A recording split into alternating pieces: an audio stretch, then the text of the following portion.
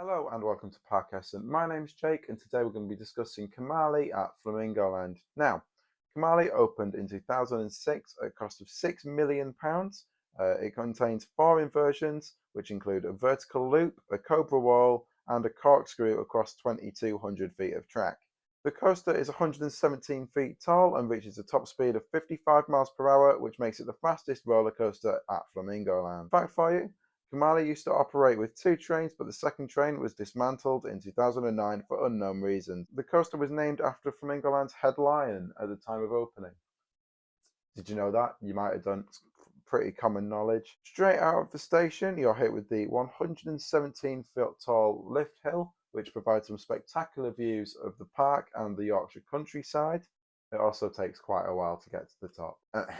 From there, you bank right into an enormous drop with some amazing forces at the bottom before heading straight into a vertical loop. From the bottom of the vertical loop, you're then straight into a cobra roll, and although you don't get much time to appreciate it, you get some spectacular views of the neighbouring lakes. Then coming out of the cobra roll, you're hit with a small section of track before going into the 4th and final inversion, which is a corkscrew. You then dive down from the corkscrew up a massive upwards helix and into the brake run. Now, Mount Kumali is quite an intense coaster.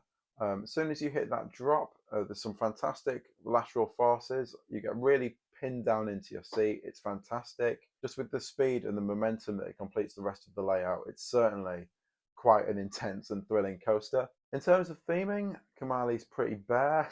I'll be honest. It's well kept. The entrance, there's a sort of entrance like portal type thing with the words Kumali written on the top. That's quite cool. But other than that, there isn't any theming at all. In the past 5 years or so, they did add a soundtrack to the station.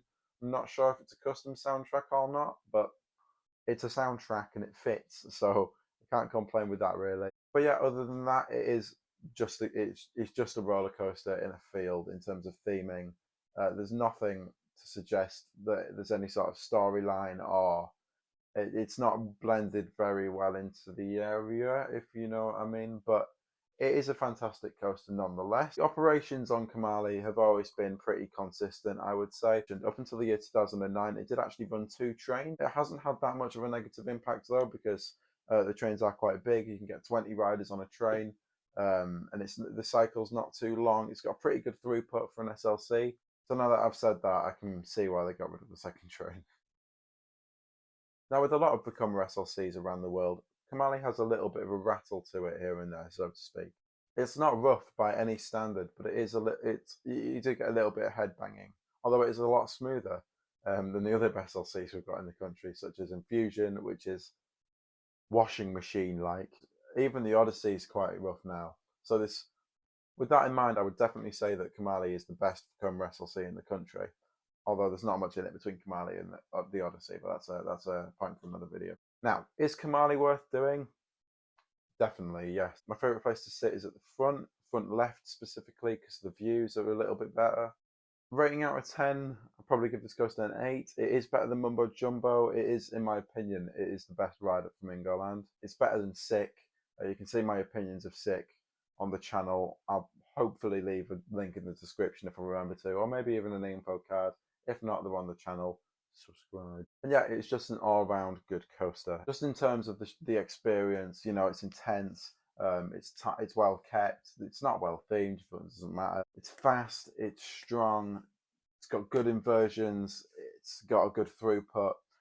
It's just a solid coaster, and it was a really good addition to the lineup at Flamingo Land, in my opinion. What do you think of Kumali? Have you been on it? Is it on your bucket list?